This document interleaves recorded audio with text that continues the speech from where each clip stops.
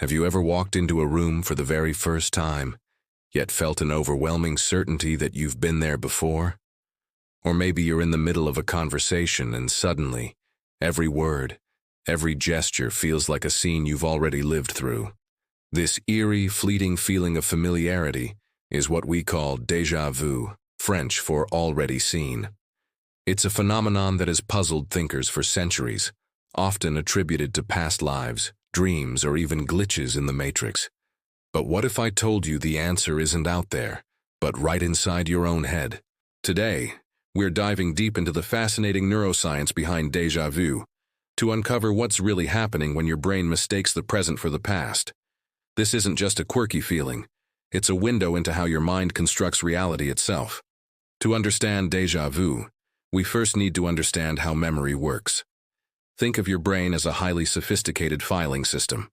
When you experience something new, your hippocampus, a small seahorse-shaped region deep in your temporal lobe, gets to work.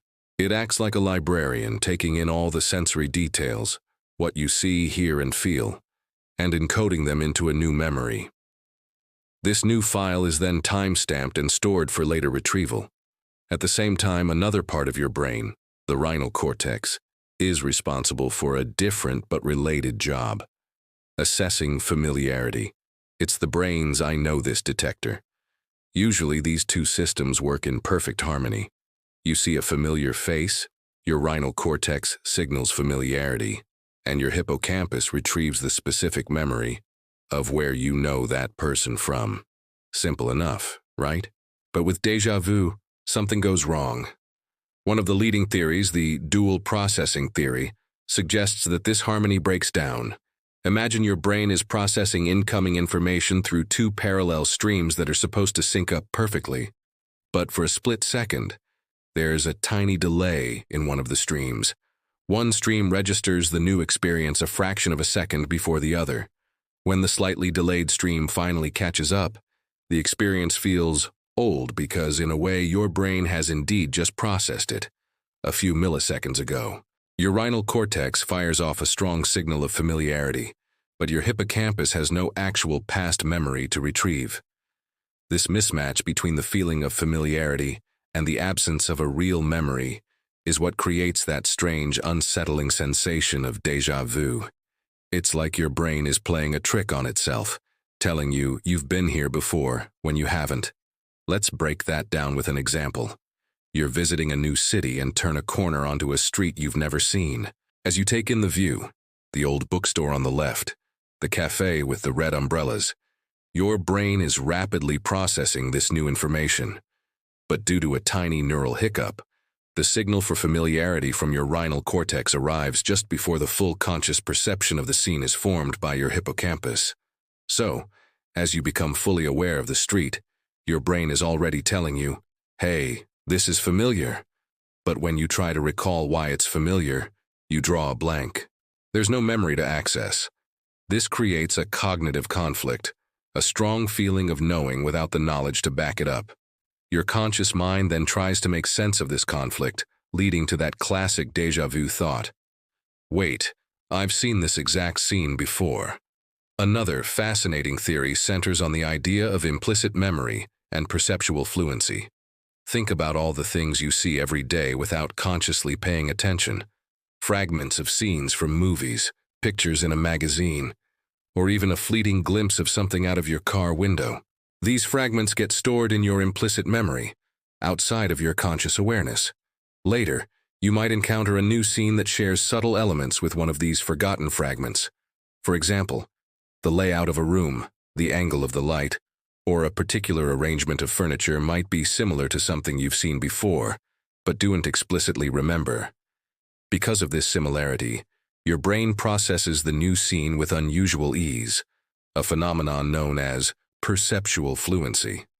Your brain misinterprets this ease of processing as familiarity, triggering a sense of déjà vu.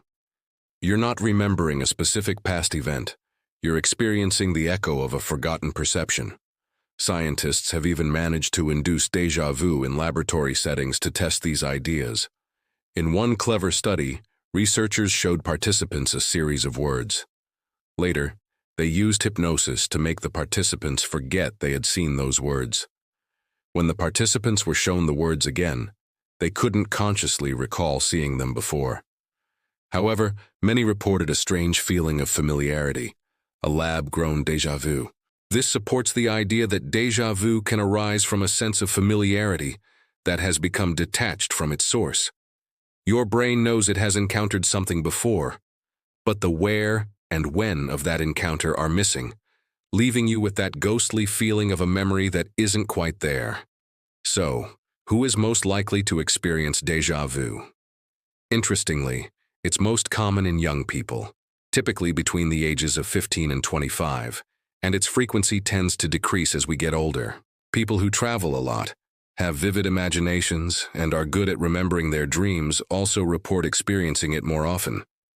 This suggests that a healthy, active, and well-stimulated brain might actually be more prone to these little memory misfires. It's not a sign of a problem. In fact, some researchers see it as a sign of a healthy memory system that is actively checking itself. When you experience déjà vu, your brain is essentially doing a fact check. The prefrontal cortex, the part of your brain responsible for decision-making and reality testing, recognizes the conflict between the feeling of familiarity and the lack of a corresponding memory. It then signals that something is amiss, which is why the feeling is so fleeting and you quickly realize it's just a glitch. In a way, déjà vu is your brain's own error correction system in action, demonstrating its amazing ability to distinguish between what's real and what just feels real. However, while common déjà vu is harmless, there is a more serious form associated with certain neurological conditions, particularly temporal lobe epilepsy. For individuals with this condition, déjà vu can be part of a seizure, known as an aura. These experiences are often more frequent, prolonged, and can be accompanied by other sensory distortions or feelings of fear. Studying these cases has provided neurologists with crucial insights. By observing the specific brain regions that are active during an epileptic seizure that triggers déjà vu, scientists have been able to pinpoint the temporal lobes, especially the hippocampus and surrounding structures, as the epicenter of this phenomenon. This has helped confirm that the feeling of familiarity is generated in these specific areas. So, while your everyday déjà vu is just a fascinating quirk of the mind, it shares its neurological roots with more serious conditions, highlighting the delicate and complex nature of brain function. Beyond the neurological explanations, what does déjà vu tell us about our own perception and consciousness? It reveals that our sense of reality isn't a direct, perfect recording of the outside world. Instead, it's a construction, a story that our brain tells itself based on sensory input, past experiences, and a complex system of checks and balances. Déjà vu is a moment when we get a peek behind the curtain of this process. We get to witness the gears of our memory and perception systems turning, and occasionally skipping a beat. It's a humbling reminder that our experience of the present is deeply intertwined with our interpretation of the past. The feeling of now is not as simple as it seems. It's constantly being shaped and colored by the vast and sometimes faulty library of our memories. Ultimately, that strange feeling of having already seen is not a message from a past life or a glitch in the matrix. It's a testament to the incredible complexity and occasional fallibility of the human brain. It's the sound of your memory system performing a real-time audit, a sign that your brain is working hard to build a coherent and accurate picture of the world, even if it occasionally gets its wires crossed. So, the next time you experience déjà vu, don't be alarmed. Take a moment to appreciate the incredible biological machine inside your skull. You're not going crazy. You're just getting a rare, first-hand glimpse into the beautiful, messy, and mysterious process of how your brain creates your reality.